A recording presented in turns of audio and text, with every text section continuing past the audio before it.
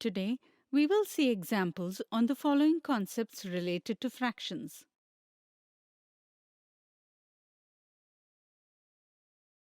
One day, Shelley brought 2 chocolates with her. Both chocolates were of similar size. She divided the first chocolate into 5 equal parts and gave 2 parts to Nisha.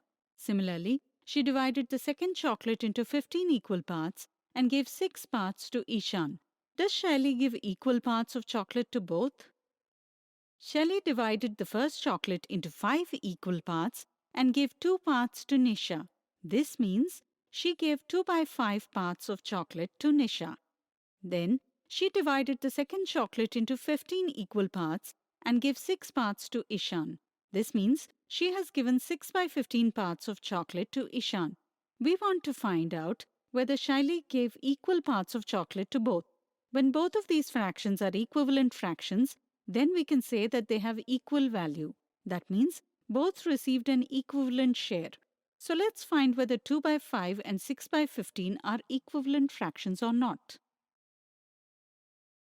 If we multiply the numerator and denominator of 2 by 5 by 3, then we get the fraction 6 by 15. Similarly, if we divide the numerator and denominator of 6 by 15 by 3, then we get the fraction 2 by 5.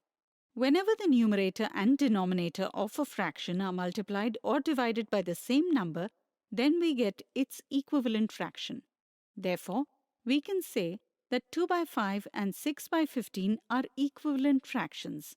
This means Shelley had given equal parts of chocolate to both. There is another interesting way to do this. This method is called cross multiplication method. In this method, we write the fractions as 2 by 5 is equal to 6 by 15. Then, we multiply the numerator of the first fraction with the denominator of the second fraction, and we multiply the numerator of the second fraction with the denominator of the first fraction. If we get the same product on both sides, then we can say that both of these fractions are equivalent fractions.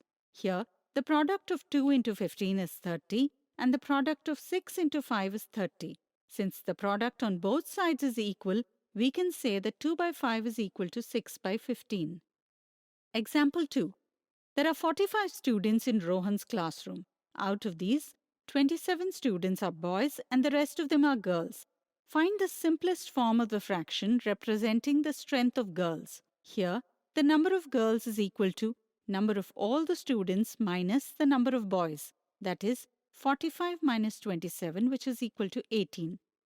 Since there are 18 girls out of 45 students, the fraction will be 18 by 45. To represent this in simplest form, first, we will do the prime factorization of 18 and 45. Then, we represent the factors of 18 and factors of 45 like this. Can you tell what will be the HCF of this? Absolutely right. The common factors of both are 3 into 3. Therefore, HCF will be 9.